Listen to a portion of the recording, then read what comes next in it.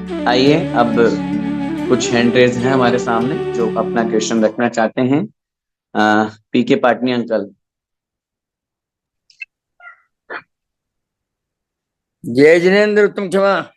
जय जिनेन्द्र उत्तम क्षमा अंकल, बताइए। आज का दिन जो आप बता रहे हैं वो उत्तम क्षमा का ही राइट। है। हर जगह। पर इसमें मैं ये पूछ रहा हूँ कि आदमी की मतलब धैर्य रखने की भी सीमा होनी चाहिए ना। ये तो कंटिन्यूअस 10 भाव तक ऐसे किए। Is it possible? पहली बात तो पॉसिबल है, तभी हमारे सामने ये लिखा हुआ है। धर्म पर हमारा श्रद्धान अडिग होना चाहिए। हमारे मन में डाउट आ सकता है, या जैसा आपके मन में आया कि 10 भाव तक जो बिल्कुल भी जिन्होंने वापस रिप्लाई नहीं किया, हर भाव में बिल्कुल शांत भाव से सहन करते रहे, उसी का ये परिणाम है, उसी का ये रिजल्ट है कि वो आज मोक्ष की यात्रा को प्राप्त करके सिद्धालय में विराजमान है। अगर वो बीच में कहीं पर भी रिप्लाई कर देते, बीच में कहीं पर भी अपना धैर्य खो बैठते, तो शायद आज वो हमारे ही जैसे संसार में भटकते रहते। कहने का मेरा तात्पर्य ये है, इट्स ट्रू, हम लोग आपस में जब व्यवहार में जीवन में रहते हैं तो बोलते हैं यार कितना धैर्य रखूं। कोई पेशेंस की भी हद होती है यार, वो तो ऐसा करता जा रहा है, वो तो ऐसा करता जा रहा है। लेकिन जीत तो आखिर में जाकर के जो क्षमा को धारण करता है, जो सामने वाले को क्षमा करता है, उसी की होती है। वीर तो क्षमा वीरस्य भूषणम ही कहा जाता है। तो इसलिए हो सकता है अपन लोग खींच जाएं, अपने मन में ये भाव आ जाए, यार कब तक, आखिर कब तक। उत्तर यही मिलेगा, जब तक सामने वाला कर रहा है। उसका काम, दुर्जन का काम है कष्ट देना, दुर्जन का काम है परेशान करना, और सज्जन का काम है उसको सहन करना। जैसे वो साधु का उदाहरण आता है, उसे याद रखिए। हर बार वो पानी से निकलता और वो बिच्छू उनको डंक मारता, और तुरंत वापस साधु उसको पानी में छोड़ देते। फिर वापस आता, फिर वह डंक मारता। इतनी बार उसने किया, उसके बावजूद भी उसने अपना स्वभाव नहीं छोड़ा। जब उनसे प्रश्न किया गया, उनके शिष्य ने कहा, आप क्यों बार बार ऐसा कर रहे हैं? तो उन्होंने बहुत सुंदर उत्तर दिया, बिच्छू का स्वभाव डंक मारना है, जब वो अपना स्वभाव नहीं छोड़ रहा। मेरा स्वभाव क्षमा करना है, तो मैं अपना स्वभाव कैसे छोड़ दूं? स्वभाव की तरफ ध्यान दो, और जब स्वभाव की तरफ हमारी दृष्टि जाएगी, तो हम कहीं पर भी धैर्य को नहीं खोएंगे। और ये तो संसार की स्थिति है, और यही पाठ हमको ये शिक्षा दे रहा है कि हमें धैर्य को धारण करना है। चाहे कितनी भी विषम परिस्थिति आ जाए, कितने भी कुछ भी आ जाए, तो भी हमें वापस रिप्लाई नहीं करना। यही हमारा स्वभाव है, यही क्षमा भाव है। इसीलिए हम लोग 84 लाख योनियों में भटक रहे हैं और वो सिद्ध शिला में चले गए। यही बिल्कुल। कारण है। जी। बहुत बहुत धन्यवाद पंडित जी। ठीक है, जय जिनेन्द्र। बहुत दिनों बाद मिले। हम तो एवरी सैटरडे मिलते हैं, आप कहीं गायब हो जाते हैं तो हमें नहीं नहीं, वो पता। गायब नहीं होते, वो अपना भी कुछ कुछ लबड़ाबाजी चलता रहता है। लेकिन ठीक। मुझे बहुत अच्छा लगा आज के ये प्रकरण देख के। और मेरी भी बधाई है, 62 विनर्स हमारे यहाँ हुए, जिसमें कतार और बगई गांव की ज्यादा थे ऐसा लग रहा है। पर हमारी दुबई से भी 3 आदमी थे। उनको मैं राइट। बधाई देना चाहता हूँ सभी को। बहुत बहुत। Thank you. Next question, Sudhir ji Jain. जय जय जिनेन्द्र। जय जिनेन्द्र। भैया जी, हम लोग यहाँ पे घर पे मतलब भक्तांबर विधान का लिए जो दीपक वगैरह जलाते हैं, स्वस्ति बना के मंडल के ऊपर, मांडा के ऊपर, तो उसमें जो दीपक रखने का जो क्रम है 1 से लेकर 48 तक, तो एक्चुअली किस तरह से होना चाहिए? ऊपर से होना चाहिए या नीचे से होना चाहिए? किस साथिया के किस कॉर्नर से शुरू होना चाहिए? Very good question. सबसे पहली बात तो पूज्य गुरुदेव सुधा सागर महाराज जी की पावन प्रेरणा से ये दीप अनुष्ठान का कार्यक्रम कुछ वर्षों पूर्व प्रारंभ हुआ। लेकिन जब हम इस दीप अनुष्ठान को करते हैं, उसमें कुछ सावधानियां रखने के लिए महाराज ने पहले भी निर्देश दिया था। अभी भी वो समय समय पर देते रहते हैं, उनको हम कभी कभी भूल जाते हैं। आपने प्रसंग रखा है इसलिए मैं कह रहा हूँ। पूज्य गुरुदेव हमेशा कहा करते हैं कि दीप अनुष्ठान का जो कार्यक्रम है, वो भगवान की प्रतिमा के समक्ष होना चाहिए। मेरी बात ध्यान से सुनिएगा, क्योंकि बहुत से लोग, या आपने जैसा कहा कि हम घर में करते हैं, पूज्य गुरुदेव कहते हैं कि हम जो 48 दीप जला करके और रिद्धि मंत्र का प्रयोग करते हैं, ये व्यवस्था सामूहिक होनी चाहिए। व्यक्तिगत नहीं, एक परिवार के नहीं, मंदिर में हो, समूह में हो, क्योंकि उससे जो एनर्जी निकल रही है, उससे जो एनर्जेटिक वहां का वातावरण बन रहा है, वो अकेला व्यक्ति सहन नहीं कर पाएगा, एक अकेला परिवार सहन नहीं कर पाएगा। इसलिए पहली बात, जिनेंद्र भगवान की प्रतिमा के सामने हो। दूसरी बात, अब हम जिस स्थान पर रह रहे हैं वहां पे प्रतिमा नहीं है, वहां पे मंदिर दूर है और हमें करना है, तो उसका एक ही उपाय है। फिर हम घर में अगर कर रहे हैं तो फिर हम 48 दीपक न जलाएं, हम सिर्फ एक दीपक जलाएं। और एक दीपक जला करके, और वहां पर जब उस दीप प्रज्वलन का वहां पर मंत्र आता है, तो दीप स्थापनम करोमि, दीप प्रज्वलनम करोमि नहीं बोलना, क्योंकि प्रज्वलन तो आप हर बार नया दीपक प्रज्वलित करते हो। लेकिन वहां अगर अपने को 48 दीपक नहीं जला रहे हैं, एक ही दीपक लीजिए, आरती उतारिए, दीप स्थापनम, स्थापित हो गया, कोई आपत्ति नहीं, स्थापित दीपक को वापस उठा सकते हैं, वो भाव वहां पर अपना है। तो इस बात का पहली बात तो ध्यान रखें। रही बात, जहां 48 का अपन ने मांडला बना रखा है, स्वस्तिक आदि के रूप में आजकल प्रचलन में आ गया है, इसकी कोई क्रम नहीं हुआ करता है, क्योंकि 48 है, और 48 को ये तो अपन एक स्वस्तिक रूप में बना दिया। कहीं पर आप देखेंगे तो थाली में ही बना हुआ होता है, स्वस्तिक भी बना होता है, कहीं पर 48 दीपक ऐसे ही थाली में रखे हुए होते हैं। तो इसलिए इसका कोई क्रम निश्चित नहीं है। हाँ, इतना जरूर हम कहेंगे कि कभी पूज्य गुरुदेव के पास में जाएं और उनसे हम पूछेंगे और कदाचित बताएं उनको कि ऐसे स्वस्तिक का आजकल मांडला चलने लग गया है और लोग उस पर अक्सर ही 48 दीपक जलाते हैं, तो उसका कोई क्रम होता है या ऐसा कुछ है। अगर उनके माध्यम से हमें कुछ पता चल जाए तो हम बता पाएंगे। अदरवाइज जैसे स्वस्तिक का कोई क्रम निश्चित नहीं है, ये तो अपने एक व्यवहार में है कि पहले नीचे से ऊपर पंक्ति बनाते हैं, फिर दाएं से बाएं बनाते हैं, फिर ये चारों गतियों में न जाएं इस तरह का बनाते हैं, चार अनुयोग की चार टिप लगाते हैं, ये एक अपन एक प्रतीक रूप में मान लेते हैं। लेकिन नीचे से कौन सी लाइन से शुरू करें, यहां से इससे शुरू करना है कि इससे शुरू, ऐसा कुछ भी नहीं है, कहीं से भी प्रारंभ कर सकते हैं, इसमें कोई दोष नहीं आता है। बस ये जरूर है, जहां से प्रारंभ करें वहां से उसकी परिपूर्णता, वहां से आगे आगे बढ़ते बढ़ते फिर करें। ऐसा नहीं पहले ऊपर रख दिया फिर लास्ट में रख दिया फिर इधर रख दिया, वो चीज नहीं होनी चाहिए। बहुत बार ऐसा भी हो जाता है, पहले नंबर पे आप रख देते हो और बाद में बीच में जहां आपको दीपक रखना होता है तो आपको हाथ आगे बढ़ाना पड़ता है। बहुत बार साड़ी का पल्लू या हमारे हाथ भी जल जाता है, क्योंकि दीपक पहले जल रहा है और हमें आगे दीपक जलाना है। तो इस बात का अपन ध्यान रखें।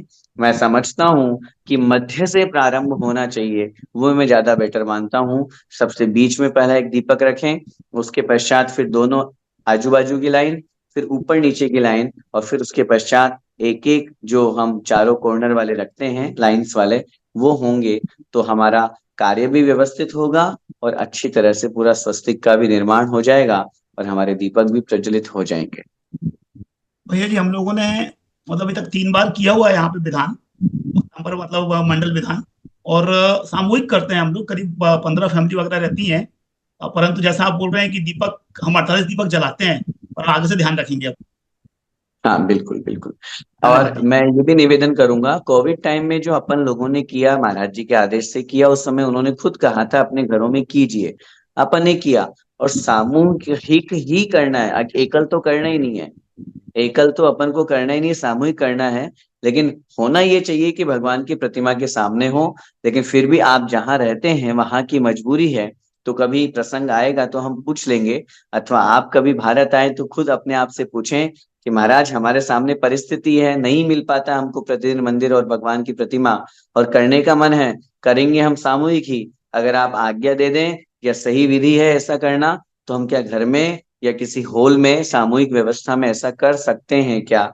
वो अगर हमें आशीर्वाद प्रदान करते हैं तो फिर कोई आपत्ति नहीं भैया जी, इसमें एक और चीज है कि यदि हम दीपक के स्थान पे अखरोट वगैरह या जो है। द्रव्य द्रव्य यूज कर सकते हैं, क्या सुपारी वगैरह?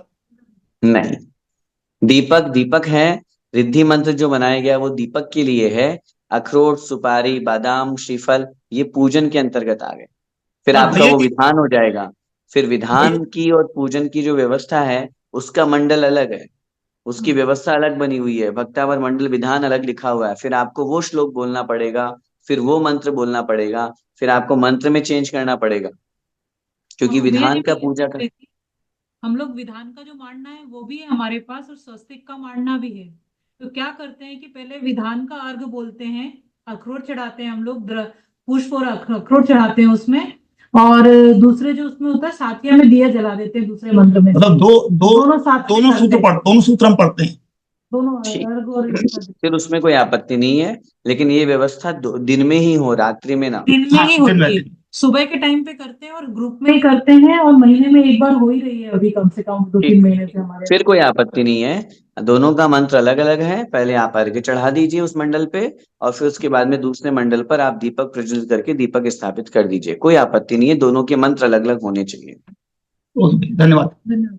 जय जिनेन्द्र। हेतल जी शाह। जय जिनेन्द्र पंडित जी। जय जैसे जय। अभी आपने बताया, शास्त्रों में सुनते हैं कि पार्श्वनाथ भगवान का जी जब तिरंज गति में था, हाथी था, तो जाति स्मरण हुआ।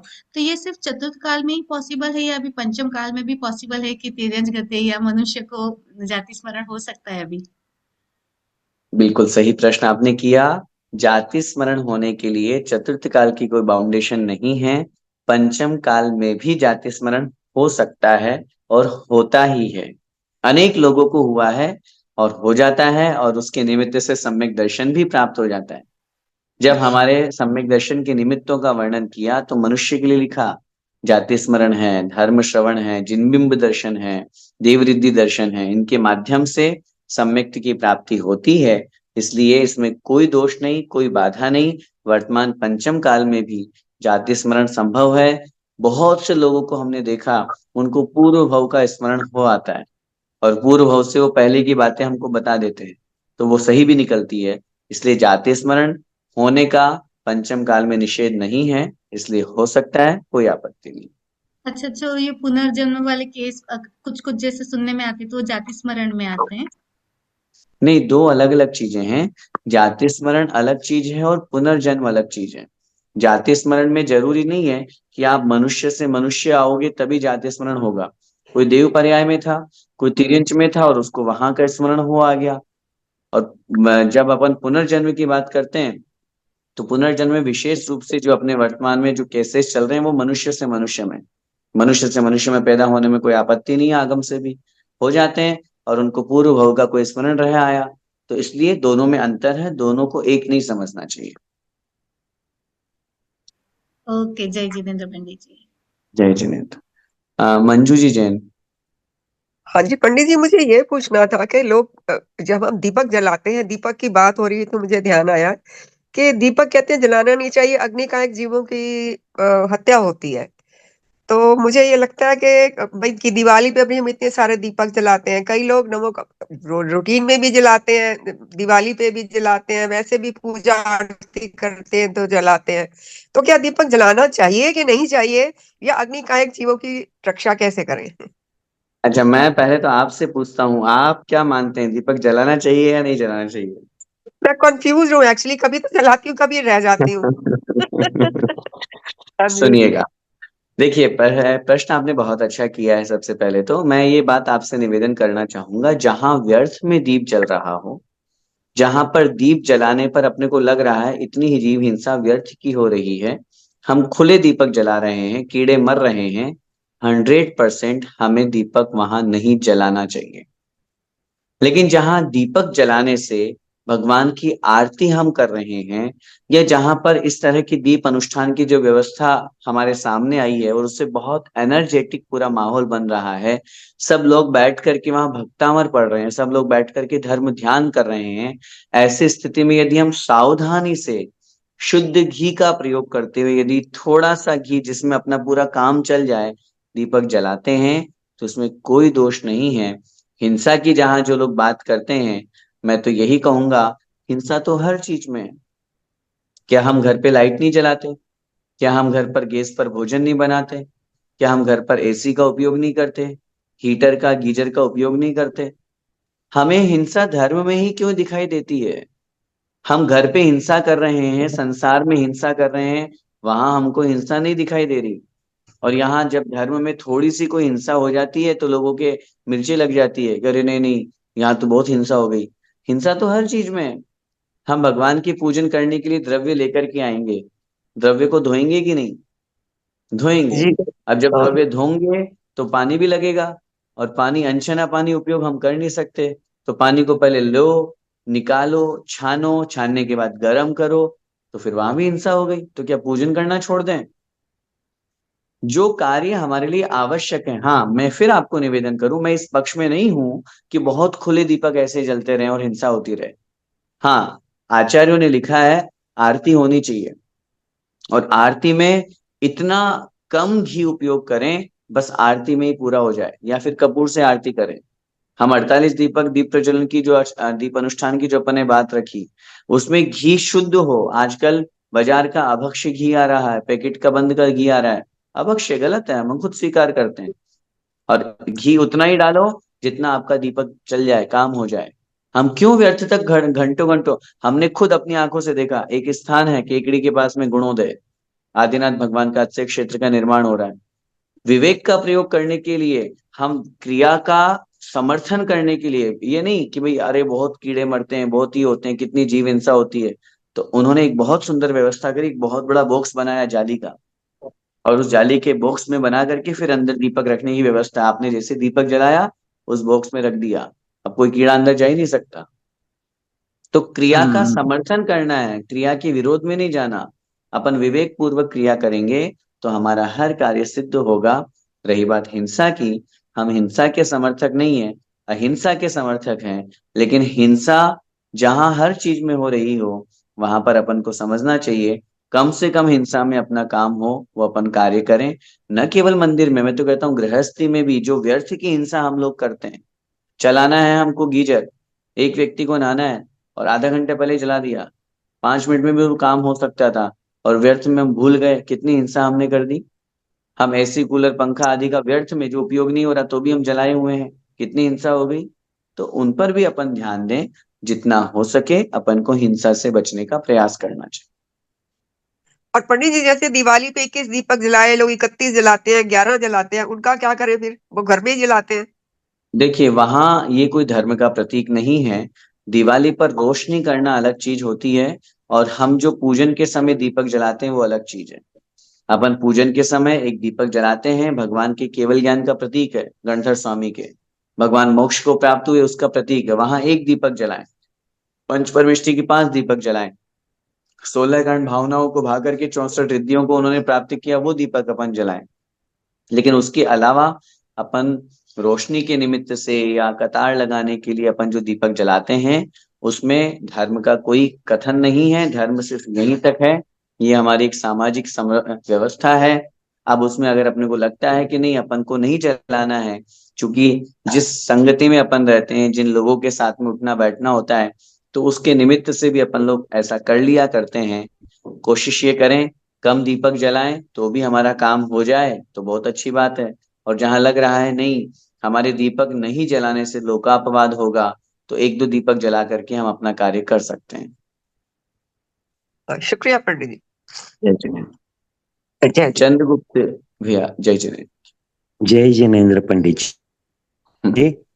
पंडित जी, जितनी मेरी जानकारी थी, सहोदर में इंद्र तीर्थंकर बालक को शची इंद्राणी के थ्रू वहां पे ले लेते हैं और एक मायावी बालक को वहां पे रख देते हैं, फिर जन्माभिषेक करवा के फिर लाते हैं। आपने अभी बताया कि वो वहां पे नामकरण भी करते हैं, जैसे कि पार्श्वनाथ ऐसा नामकरण करके आए।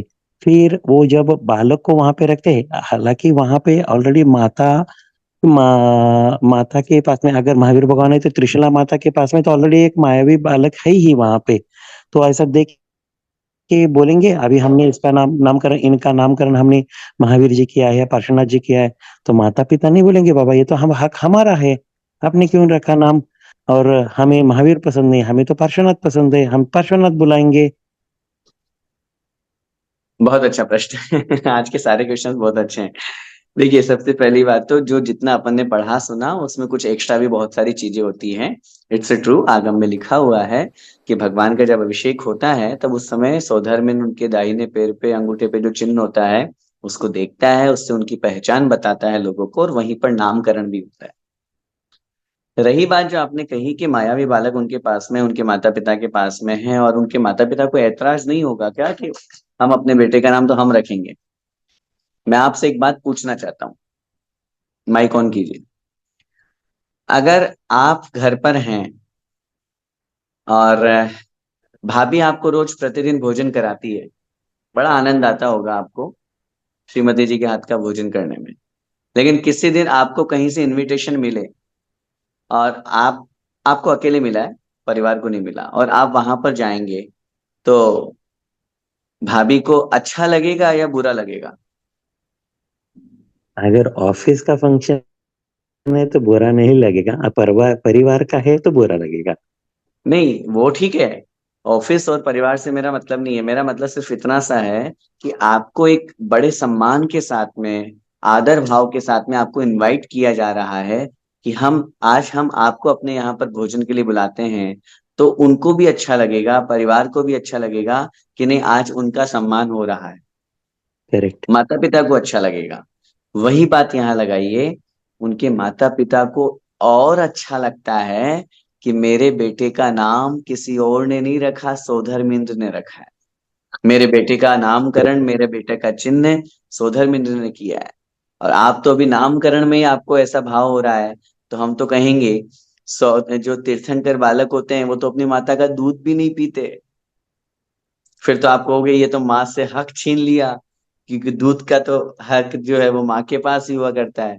लेकिन नहीं, कुछ व्यवस्थाएं तीर्थंकरों के साथ में कुछ स्पेशल होती है, अलग होती है, जो उन्हें अलग प्रतीत कराती है। तभी तो वो तीर्थंकर हैं, तभी तो वो महापुरुष हैं। जनरल व्यक्ति हमारे ही जैसे अगर वो बन जाएंगे, तो फिर हम में और तीर्थंकर में अंतर ही क्या रहेगा? तीर्थंकर जब गर्भ में आते हैं, अपन ने पहले पढ़ा, वो गर्भ में हमारे जैसे उल्टे लटके हुए नहीं रहते, उनको कष्ट नहीं होता, पद्मासन से बैठे होते हैं। अब आप बोलोगे ऐसा भी हो जाता है क्या? हाँ हाँ, अरे ऐसा क्या, सामने दिख रहा है ना, जैसे ही बालक पैदा हुआ और वहां पांडुशिला पर भगवान कौन से आसन में अभिषेक होता है? अच्छा, बोलिए। पद्मासन में। हाँ, तो क्या लेटा लेटा ही अभिषेक करेंगे? भाई, अभी बालक का जन्म ही हुआ, अंतर्मुर्दवादी ले गए उनको तो वहां पे पांडुशिला पर, सौधर्मेंद्र और पूरे देवतागण। लेटा लेटा है अभिषेक नहीं होता, पद्मासन। अतुल्य बल के धारी होते हैं, जन्म से 10 अतिशय उनके हुआ करते हैं, बैठ जाते हैं पद्मासन में वो तो, छोटा सा बालक। तो ये कुछ विशेष व्यवस्थाएं तीर्थंकर के साथ में अलग होती हैं, जिनको अपन जनरल, अपन जैसे लोगों से नहीं जोड़ सकते हैं। इसलिए उसमें विकल्प करने की कोई आवश्यकता नहीं है।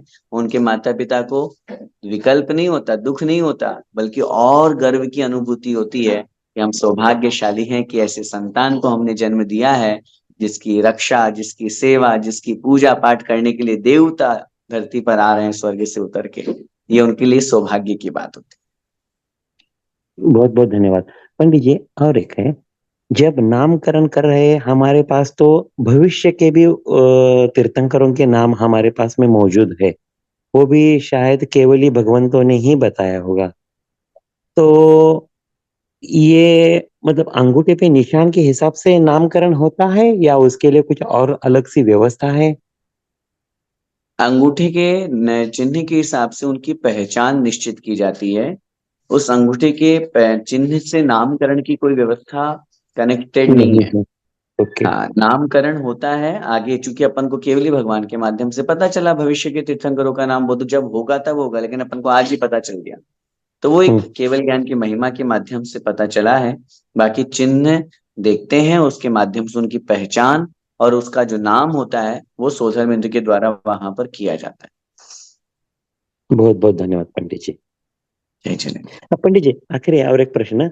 मैंने गणधरों की संख्या कैलकुलेट की थी, पता नहीं 62 करेक्ट आए तो मैं खामोश हो गया।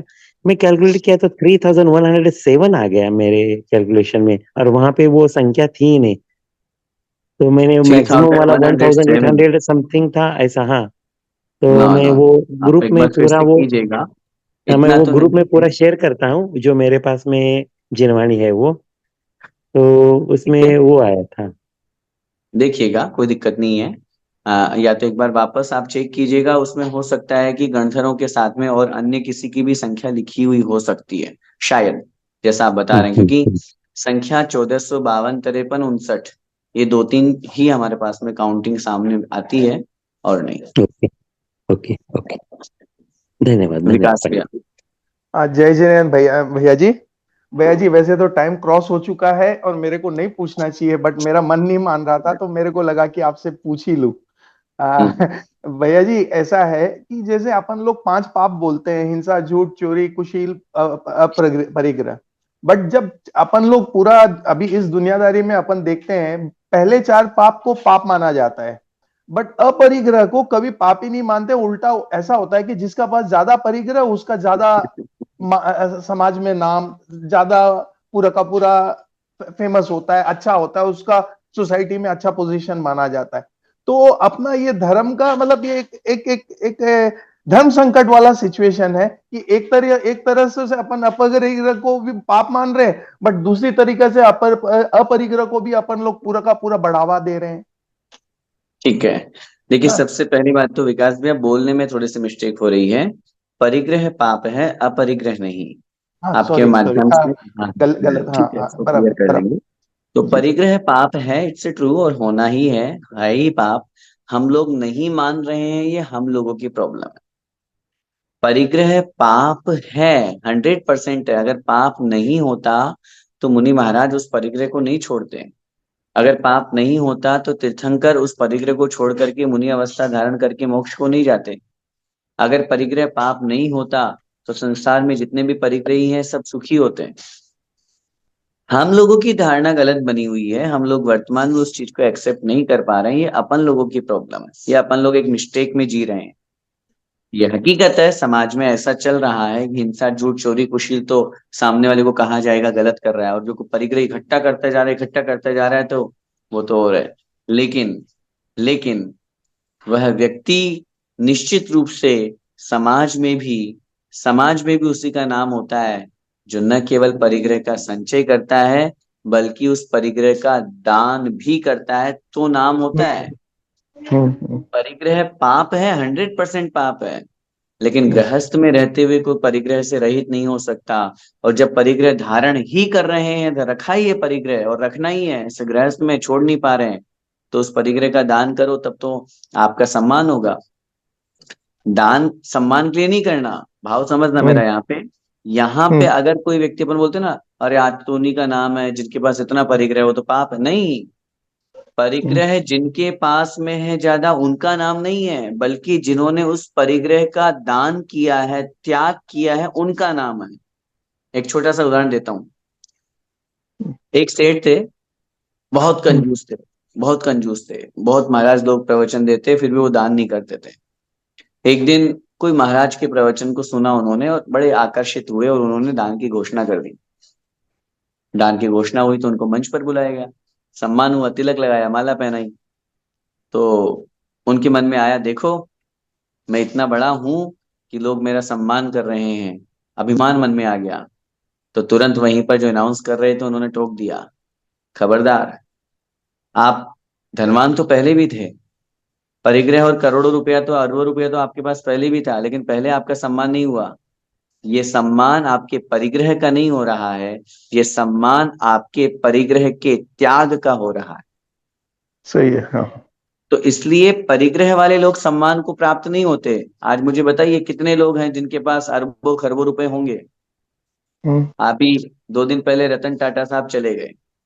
मैं आपसे पूछना चाहता हूं, उन्होंने अपनी संपत्ति, जो भी जितना मैं समझा हूं, मेरा यहाँ पे किसी से कोई व्यक्तिगत वाला संपर्क नहीं है, लेकिन जितना मैंने पढ़ा, उन्होंने विवाह नहीं किया, सारी संपत्ति, उन्होंने ज्यादातर संपत्ति का दान किया, डोनेट किया उन्होंने। तो यस। आज उन्होंने डोनेट किया तो नाम हो रहा है ना। ऐसी संपत्ति तो लोगों के पास खूब भरी पड़ी है। अडानी है, अंबानी है, कोई भी है, बहुत सारे लोग होंगे। लेकिन जो डोनेट कर रहा है, जो दान कर रहा है, जो त्याग कर रहा है, आज हम क्यों बड़े सम्मान के साथ में आदरणीय अशोक जी पाटनी, आरके मार्बल ग्रुप का नाम लेते हैं? क्या ऐसे लोग हमारे हमारे जैन समाज में और नहीं है? बहुत है, बहुत है, उनसे ज्यादा होंगे। लेकिन उसके बावजूद भी चूंकि वो उस परिग्रह का त्याग कर रहे हैं, इसलिए सम्मान के पात्र हैं। इसलिए परिग्रह कभी पूज्य नहीं होता, परिग्रह का त्याग पूज्य होता है, परिग्रह के त्याग का सम्मान होता है। एक पंक्ति कहूंगा जो 10 लक्षण पर्व की पूजन में अपन पढ़ते हैं, बहुधन बुरा हूं भला कहिए, लीन पर उपकार सहु। बहुत धन परिग्रह बुरा है, 100% बुरा है। बहुआरंभ परिग्रहत्वम नारकस्य आयुष्य। लेकिन वही धन भला भी हो सकता है जब लीन पर उपकार सो, जब वो परोपकार में वो धन लग जाए तो उपकार हो जाया करता है, अच्छा हो जाया करता है। इसलिए परिग्रह पाप ही है, 100% पाप है। अपन सब लोग उसको पाप ही स्वीकार करते हैं, लेकिन उस परिग्रह को हम अपनी संख्या, अपनी आवश्यकता के अनुसार रखते हुए शेष का अपन दान करेंगे तो हमारे लिए आत्म कल्याण का मार्ग भी सामने आएगा।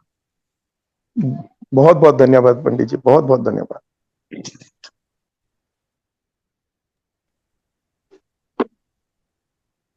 आइए जिनवाणी स्तुति करते हैं। जावाणी के ज्ञान ते सूझे लोकालोक, सोवाणी मस्तक नमो सदा देते हूँ ढोक। हे जिनवाणी भारती तो ही जपू दिन रे, जो तेरा शरणा गए सो पावे सुख चैन। देव भजो अरिहंत को गुरु सेवा निर्ग्रंथ, दया धर्म पालो सदा यही मोक्ष का पंथ। नौबाणों